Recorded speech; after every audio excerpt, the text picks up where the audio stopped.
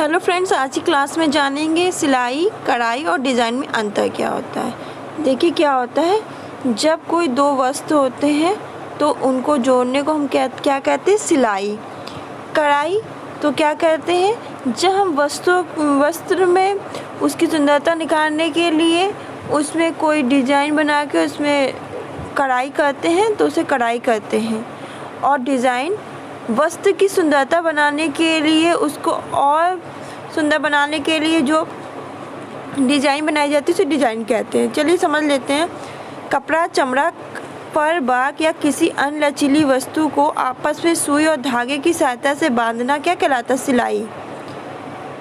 घरेलू सिलाई अधिकतर मरम्मत, रफू, कपड़ों को ठीक करने और बच्चों के कपड़ों से संबंधित होती है। इसके लिए उचित साधन, उचित कपड़े और उचित तरीके का ज्ञान होना बहुत जरूरी है।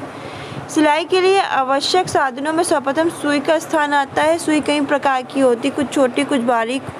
इनको नंबरों द्वारा विभाजित किया जाता है। जितने अधिक नंबर की सुई होगी उतनी बारीक होगी। मोटे कपड़े के लिए मोटी सुई का प्रयोग किया जाता है, बारीक कपड़े के लिए पतली सुई का प्रयोग किया जाता है। मोटे कपड़े को बारीक सुई से सीने से सुई टूटने का डर रहता है। मोटी सुई से बारीक कपड़े को सिलने से कपड़े में मोटे मोटे छेद हो जाते हैं और बड़े बर्दे लगते हैं। अधिकतर 5 नंबर से 8 नंबर तक की सुई का प्रयोग होता है। साधन में दूसरा स्थान धागे का है। धागा कपड़े के रंग से मिलता हुआ होना चाहिए। कपड़े के हिसाब से ही मोटा या बारीक होना चाहिए। वैसे अधिकतर सिलाई के लिए 40 से लेकर 50 नंबर के धागे का प्रयोग किया जाता है। तीसरा स्थान कैंची का है। कैंची न बहुत अधिक छोटी होती है न बड़ी। इसकी धार तेज होनी चाहिए जिससे कपड़ा सफाई से कट सके। चौथा स्थान इंची टेप का होता है जो कपड़ा नापने के काम में आता है। फिर निशान लगाने के रंगीन पेंसिलों का प्रयोग होता है। सीधी लाइनों के लिए यदि स्केल भी पास हो तो बहुत अच्छा होता है। सिलाई के लिए अब अधिकतर मशीन का प्रयोग होता है। इससे सिलाई बहुत शीघ्र हो जाती है। सिलाई के लिए अंगुस्ताने की आवश्यकता होती है, इसलिए इससे उंगलियों में सुई नहीं चुभती।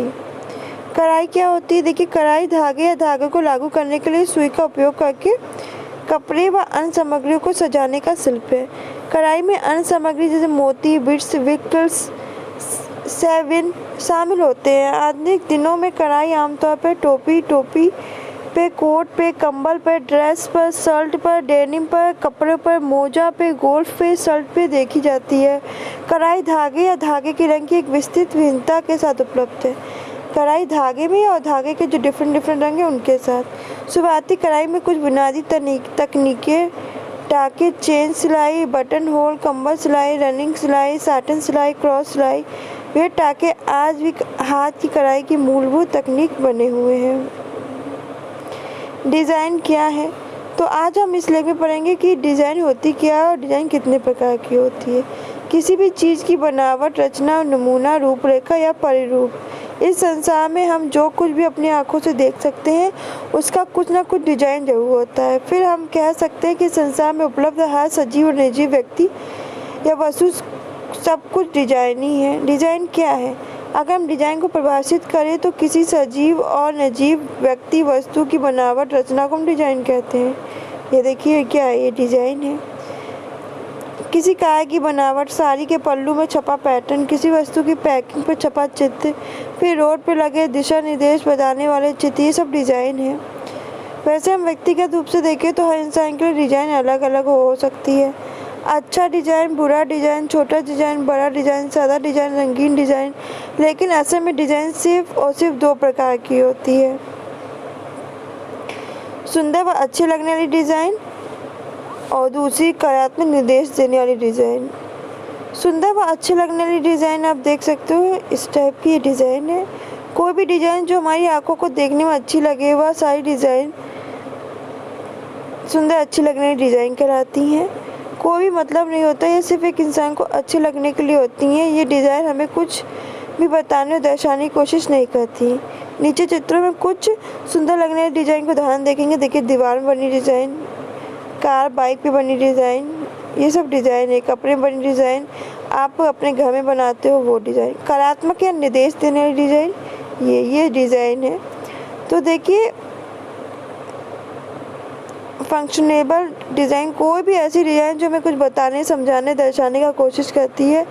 ऐसे डिज़ाइन को हम फंक्शनेबल डिज़ाइन कहते हैं। यह डिज़ाइन हमारी असल ज़िंदगी में काफ़ी महत्व देती है। एक अच्छा फंक्शनल डिज़ाइन वही है जो किसी इंसान को वह बात समझाने में सफल हो जाए जिसके लिए उस डिज़ाइन को बनाया गया है। जैसे पब्लिक प्लेस पर बने टॉयलेट के दरवाजे पर बना औरत और आदमी का चित्र देख सकते हैं। Zebra crossing, no smoking sign, तो ये सब। तो ये था आपका डिज़ाइन कढ़ाई